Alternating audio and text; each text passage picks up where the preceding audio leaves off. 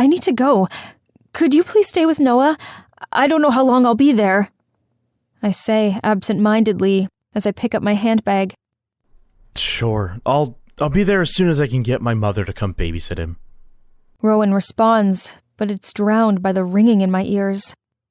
Nothing much registers as I say goodbye to my son and leave. I get inside my car and begin to drive to the hospital, my mind completely lost in memory. Growing up, you could say that I was emotionally neglected. I was the child that none of my parents cared that much about. Father's favorite was my older sister, Emma. He used to call her his baby girl, his princess. Mother's favorite was my older brother Travis. He was her handsome boy. I was no one's favorite. I was just Ava. I always felt unwanted, unwelcomed, not only with my parents but also with my siblings. No matter what I tried to do, good grades, sports, school clubs, I always remained in the sidelines. I always felt like a stranger looking in, never part of the big, happy family. After what happened 9 years ago, the little relationship I had with my family became non-existent. Travis rarely talked to me, and he and Father would even go to great lengths to downright snub me. Mother wasn't much different. She only talked to me or called when she had something important to tell me. With my sister, that was a completely different case. We haven't seen or talked to each other in 9 years. The last words she told me was that I was dead to her, that she no longer had a sister. Now here I am, driving to the hospital because Father has been shot, and all I feel is numb. Despite everything that has happened, shouldn't I be feeling something more? Maybe sadness? What are you supposed to feel when you're told that the father who shunned you all your life is lying in bed with a bullet wound? How am I supposed to react? And is it weird that I feel nothing?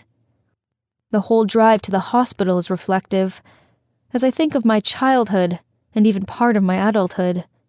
The pain and hurt is still there. I don't think the pain of rejection from my own family will ever go away.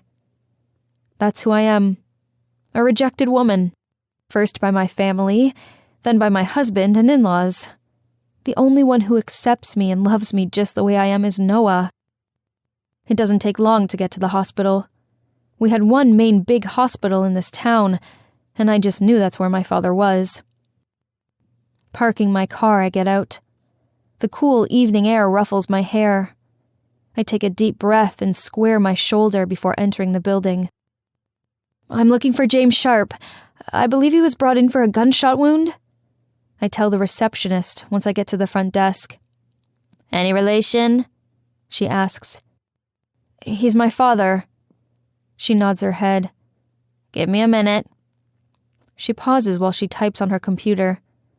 Right. He's in the ER, getting prepped for surgery. Just go straight ahead. At the end, you'll see the emergency door. You'll find your family there. Thanks. I turn around and follow her instruction, my heart beating with every step I take. He's going to be okay. He'll recover soon and go back to his old self. I whisper to myself. Despite our differences, I wanted him to be well. He and I may not have had a relationship, but he's loving towards Noah, and that's all I can ever ask for. I push the door and enter. I immediately spot Mother and Travis on the waiting chair. I school my features and approach them. Mother? Travis? I say as a way of greeting. They both look up at me. Mother's eyes are bloodshot from crying, and her blue sundress is covered in blood. Travis's eyes are dry, but you can still see how much this is affecting him. He was trying to keep it together for Mother's sake. I take a sit next to her. What happened? And how's he doing? The question brings on a bout of fresh tears. He was shot twice on his way back from the store, right outside our house. I called the ambulance immediately and we brought him here. The doctor says one of the bullets pierced his lungs and the other his kidney. They're preparing him for surgery. Her voice catches at the end. I nod my head. I want to comfort her, to hug her, but I don't think my touch would be welcomed. Don't worry. Father's the strongest man I know. He'll be okay. I try to reassure her. She doesn't say anything, just continues to cry. Minutes later, they bring Father out. He's dressed in a hospital gown and is lying on a hospital bed. Travis and Mother immediately stand up and rush to his side. I stay seated. I'm pretty sure my face is the last thing he wants to see. He would rather it be Emma's. I watch as Mother cries over him. He weakly wipes her tears, but they keep falling. He tells Travis something, and Travis nods, his face etched in determination. Before they take him away, I see him hand over what looks like a paper to Mother. This brings fresh tears running down her face. She kisses him and they wheel him away. Mother and Travis come back and take their seats. We don't talk as we begin the long wait. I stand up, I pace, I sit back down, I get everyone coffee. As each minute passes, I grow more anxious, and so do the rest. 2.5 hours later, the doctor comes to the waiting room. From the somber look on his face, I just know that Father didn't make it.